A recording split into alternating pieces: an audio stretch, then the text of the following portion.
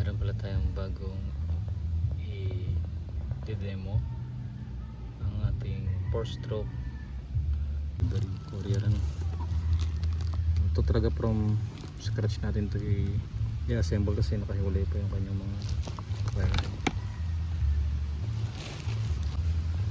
Ito ay mahaba kumpara dun sa grass cutter na pampuruin talaga siya.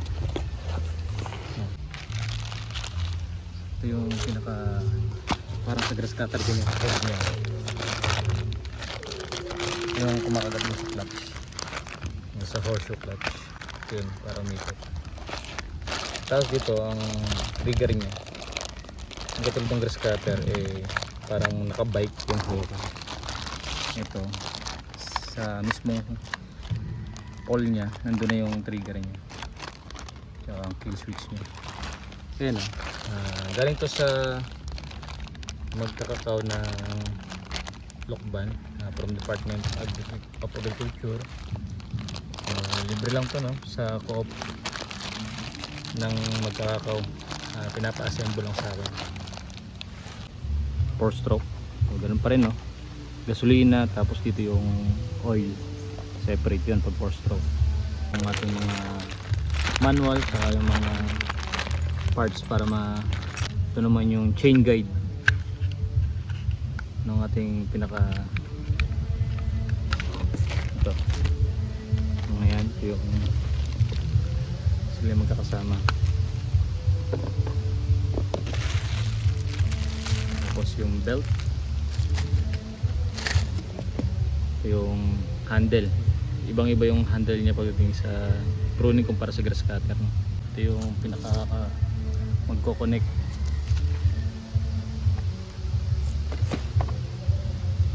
Tawagin.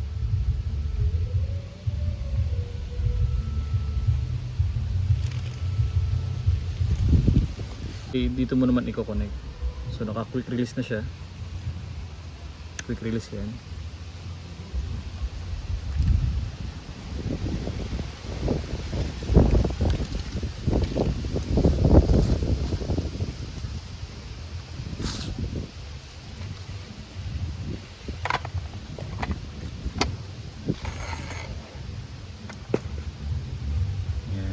Dudugsungin niyo yan. Ito pasok sa loob ng butas.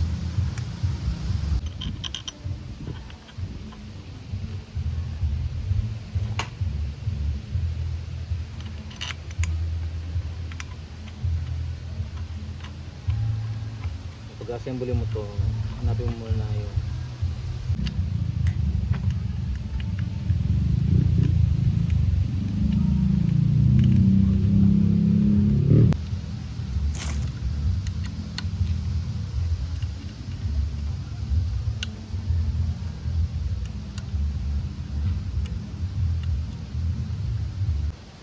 yun yung pagkukonikin natin.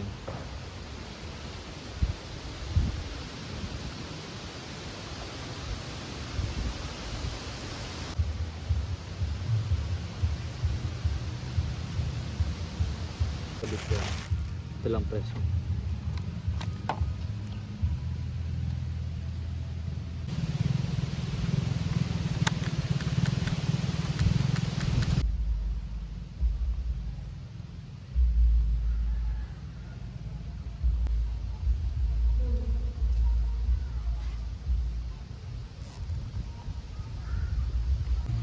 Araw na yan. Itong araw na to yung guide, susundan nyo yan.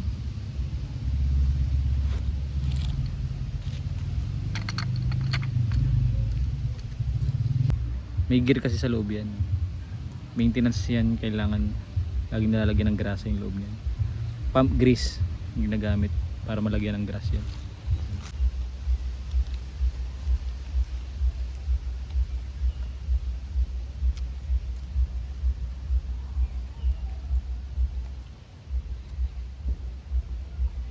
Kaya assemble.